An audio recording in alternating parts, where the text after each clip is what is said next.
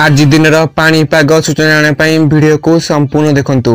Video भल लगे video गुटे like करे सत चैनल को सब्सक्राइब कर रखंतु जहाँफल आपण एभली लेटेस्ट न्यूज बेटे सर्वप्रथम पाई पारबे। आसंतु संपूर्ण खबर उपरे नजर पकेबा।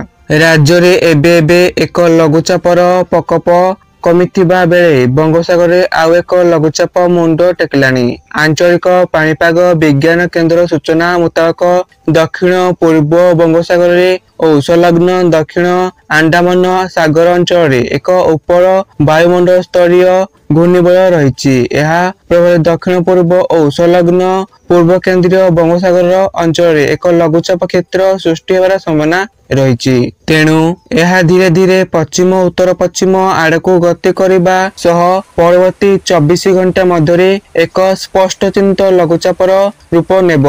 तेबे यह परे यह केते घनीभूत हेब और केते रूप नेब से नहीं स्पष्ट चित्र आसनथिबा बेले लघुचाप सृष्टि परे ही यह कहिहेब।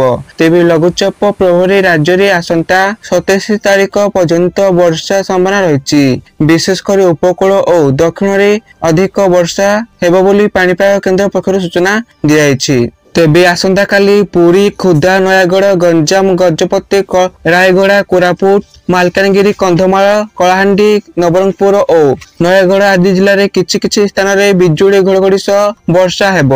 सेहि भली शनिवार वर्षार परिमाण बढ़िबो। उपकूल सह दक्षिण और पश्चिम ओडिशा रे मध्य भल वर्षा हेब। तेबे लघुचाप सृष्टि परे ही यार तीव्रता स्पष्ट हेब। राज्य में एबे सामुद्रिक बंगोपसागरीय पवन प्रवाह जारी रही। वर्षा संभावना भी रही। एणु उत्तर ठंडा पवन प्रवाह बाधा प्राप्त होईछि। आसंता काली राजधानी भुवनेश्वर रे पाग आंशिक मेघुआ सह सकाळ कुहुड़ी पड़िबो। सर्वाधिक दिन तापमात्रा 35 डिग्री और सर्वनिम्न रात्रि तापमात्रा 24 डिग्री मध्य रहिबो। एनी सूचना रही। आपण माने वीडियो को संपूर्ण देखिथिबार आपन को धन्यवाद।